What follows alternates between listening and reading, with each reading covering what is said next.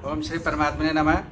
मैं senior professor हरिहृदय Awasthi अपने परम पूज्य गुरु जी प्रातः स्मरणीय वेद मूर्ति तपोनिष्ठ गीता उपनिषद पुराण और धर्मशास्त्र के विशेषज्ञ प्रोफेसर पंडित भगवत शरण शुक्ल जी के साथ में आप सभी का अवस्थित Ayurveda anatomy yoga spirituality channel पर हार्दिक स्वागत करता हूँ।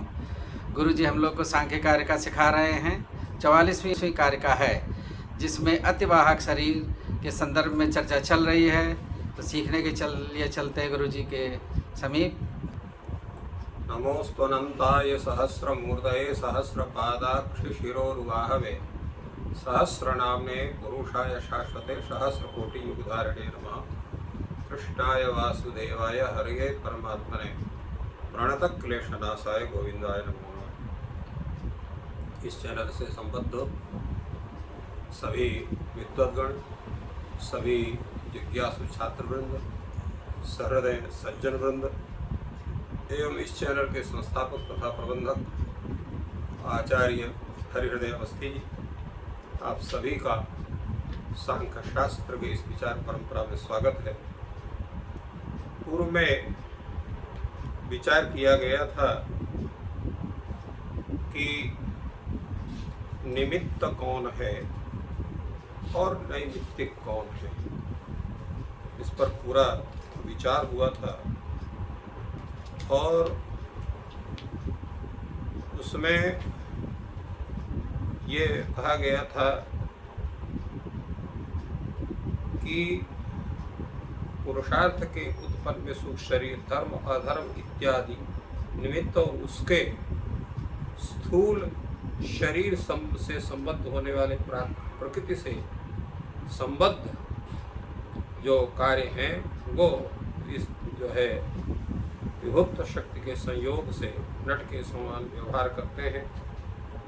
और साथ में यह भी बताया गया था कि नैमित्तिक क्या है, निमित्त क्या है, तो उसमें भी इस पर चर्चा हुई थी कि प्रकृति से सिद्ध जो सांसिद्धिक तथा वैकृतिक धर्म अधर्म है वो भी निमित्त रूप में बुद्धि के आश्रय रहते हैं, और जो कलल आदि से परिवेष्टित भाव से जो कार्य है वो नैमित्तिक कहलाते हैं। तो इस तरह से इस पर पूरा विचार हुआ था।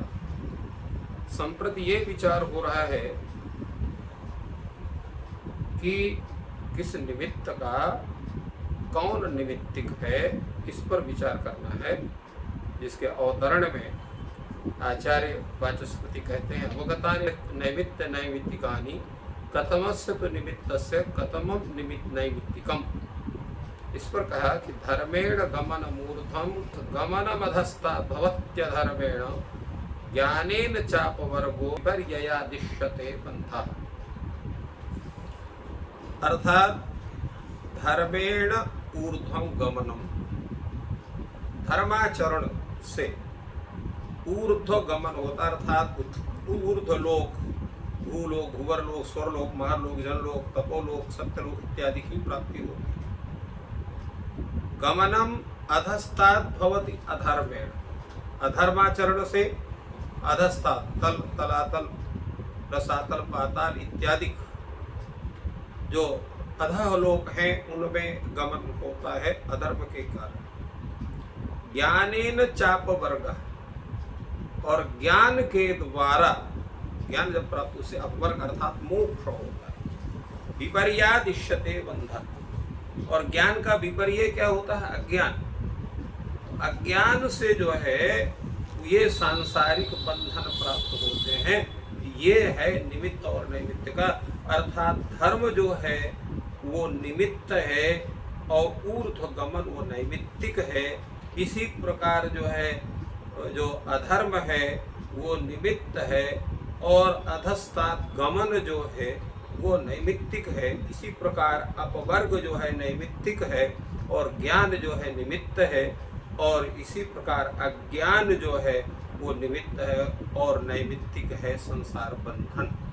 तो इस तरह से निमित्त और नैमित्तिक का भेद और उसके स्वरूप को इस कारिका में बताया गया है। इसकी व्याख्या करते हुए आचार्य वाचस्पति कहते हैं धर्मेण गमनम ऊर्ध्वम, धर्म से ऊर्ध्व गमन होता है। ये ऊर्ध्व लोक कौन है? जीव प्रभृतिषु लोकेषु, जीव प्रभृत जो लोक है, अर्थात वही भूलोक, भुवालोक, स्वर्लोक, महालोक, जमलोक इत्यादि जो है ये ऊर्ध्व लोक है। और गमनम अधस्तात् भवति अधर्मे, अधर्म से अधस्तात्, अधस्तात् का मतलब क्या है? सुतल, तलातल, महातल, पाताल इत्यादि जो लोक हैं उनको वो अधः लोक हैं, उनमें उसका गमन होता है। ज्ञानेन चापवर्गः, ज्ञान से वर्ग अर्थात मोक्ष होता है। तावदेव प्रकृति ही भोगम आरभते न यावद विवेक ख्याति करोति, प्रकृति जो है प्रकृति भोगम, तावदेव प्रकृति भोगम आरभते, प्रकृति का भोग तभी तक रहता है जब तक विवेक ख्याति नहीं होती। विवेक ज्ञान जब तक नहीं उत्पन्न होता है तभी तक प्रकृति तभी तक कर्मों का भोग उत्पन्न करती है। और जहाँ विवेक ख्याल अर्थात विवेक ज्ञान उत्पन्न हो गया तो उसके बाद प्रकृति का भोग भी समाप्त होता है। अथ विवेक ख्यातो सत्याम कृत कृत्यतया विवेक ख्यातिम अंतम पुरुषम निवर्तते। कारण क्या है? जब विवेक ज्ञान हो जाता है तो विवेक ज्ञान होने के पश्चात जो है उस समय पर होता क्या है कि जो है कृत कृत्यतया, अपने जो है प्रकृति के अपने कृत्य समाप्त हो जाने से यहाँ पर विवेक ख्यातिम अंतम पुरुषम प्रति, विवेक ख्यातिमंतम पुरुषम प्रति निवर्तते। विवेक ख्यातिमान जो पुरुष है उसके प्रति जो प्रकृति है वो अपने को निवृत्त कर लेती है, अर्थात उससे हट जाती है। तथा वो विवेक ख्याति पर्यंतम ज्ञेय प्रकृति चेष्टितम, जैसे जो है शास्त्र में कहा गया है कि जो प्रकृति का जो चेष्टाएं हैं वो प्रकृति की चेष्टाएं तभी तक रहती है जब तक विवेक ख्याति जो है अर्थात ज्ञान जो है वो जब तक उत्पन्न नहीं हो जाता है। क्योंकि ज्ञान होने के पश्चात पुनः प्रकृति की संपूर्ण चेष्टाएं वो समाप्त हो जाती है। अगर ज्ञान नहीं हुआ तो अज्ञान रहेगा। तो विपर्यात अतत्व ज्ञान अर्थात तत्व ज्ञान न होना ही अज्ञान है, वही है ज्ञान का विपर्य। तो तत्व ज्ञान होना वो ज्ञान है और तत्व ज्ञान न होना वो तत्व ज्ञान का विपर्य है, वैपरीत्य है। उससे क्या होता है? तो अतत्व ज्ञानात् इष्यते बंधा बंध होता है, अर्थात प्रकृति जो है पुरुष से आबद्ध होती है और पुनः संसार सागर में उस व्यक्ति की प्रवृत्ति होती है, जीव की या पुरुष की। यह जो बंधन है वो भी तीन प्रकार का होता है। तीन प्रकार कौन कौन से? सच त्रिविधा, प्राकृतिका, वैकृतिका, दाक्षिणकश्च। तीन प्रकार का बंधन होता है अतत्व ज्ञान से। एक प्राकृतिक बंधन, दूसरा वैकृतिक बंधन, तीसरा दाक्षिणिक बंधन। ये है क्या है? तो तत्र प्रकृतौ आत्मज्ञानात् ये प्रकृतिम उपासतेषां प्राकृतिकः बंधः। ये प्रकृतौ आत्मज्ञानात्, वो तात्पर्य उसका यह है कि प्राकृतिक बंधन क्या है? तो जो प्रकृति को ही आत्मा समझ लेते हैं, प्रकृतौ आत्मज्ञान, माने प्रकृति रेव आत्मा, ऐसा जिसको ज्ञान हो जाता है तो क्या करते हैं? प्रकृति की ही उपासना करते हैं। अर्थात जो कहते हैं ये शरीर ही आत्मा है, मन ही आत्मा है, बुद्धि ही आत्मा है, तो बुद्धि आत्मा, मन आत्मा, शरीर आत्मा, ऐसे समझने वाले वो प्रकृति का ही आत्म तत्व ज्ञान होना। तो ये प्रकृतौ आत्मज्ञान है, प्रकृतिम उपासते। तो ऐसे व्यक्ति हैं जो प्रकृति की उपासना करते हैं, अर्थात जो है बुद्धि, मन, अहंकार, इंद्रिय, इन्हीं को जो है आत्मा समझ करके इन्हीं की उपासना करते हैं। उनका जो बंधन है वो प्राकृतिक बंधन है। यह पुराणे प्रकृति लयान प्रत्युच्यते, जैसा कि पुराण में प्रकृति लय के विषय में कहा गया है, पूर्णम शत सहस्रम ही तिष्ठन्ति अव्यक्त चिंतका। जो अव्यक्त के, अव्यक्त अर्थात माया का जो चिंतन करने वाले हैं वो 100 वर्ष, 1000 वर्ष जो है वो जो है स्थित रहते हैं, उसमें जो है उनकी स्थिति होती है। तो प्रकृति में लीन होने वाले जो व्यक्ति हैं, प्रकृति की भावना करने वाले, वो 100 सहस्र शत सहस्रम 100,000, तो 100,000 मनवंतर तक जो है वो जो है प्रकृति के बंधन में युक्त रहते हैं। जैसा कि पुराण में कहा भी गया है, 10 मन्वंतराणि तिष्ठन्तीन्द्रिय चिंतका। तो 10 मन्वंतर, तो 14 बार जब एक चतुर्युगी व्यतीत होता है तो 1 मन्वंतर होता है। इसी प्रकार 10 मन्वंतर तक इंद्रियों को, आत्मा कहते हैं, प्रकृति को आत्मा मानने वाले, प्रकृति बुद्धि, मन, अहंकार, इंद्रिय, इनको आत्मा कर मानने वाले व्यक्ति जो है वो 10 मन्वंतर तक यही इसी प्रकार जन्म मरण के बंधन में विद्यमान रहते हैं। भौतिकास्तु शतम पूर्णम सहस्रम त्वाभिमानिकाः बौद्धा 10,000 तिष्ठन्ति विगतज्वरा। अब यही इस बात को कहते हैं कि भौतिकास्तु शतम पूर्णम। भौतिका का तात्पर्य है कि यहाँ पर जो है वैकृतिक कौन है? तो वैकृतिक जो वो है जो कि पंच महाभूत संबंधी शरीर को वो मानते हैं। वैकारिका बंधा तेषां ते विकारान ए भूतेन्द्रिय अहंकार बुद्धि पुरुष धिया उपासते। वैकारिक वो है, वैकारिक बंधन वो है कि जो विकारान एव, विकार कौन है यहाँ पर? बुद्धि, अहंकार, बुद्धि।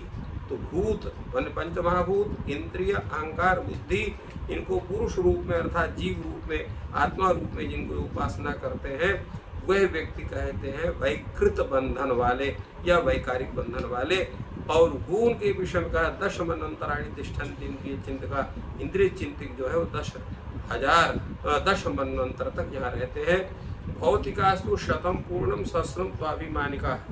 और उसी में कहा गया है कि जो है वो भौतिक जो है, वो प्राकृतिक जो है, वही वो पूर्णम शतम पूर्णम सहस्रम, शतम पूर्णम अर्थात 100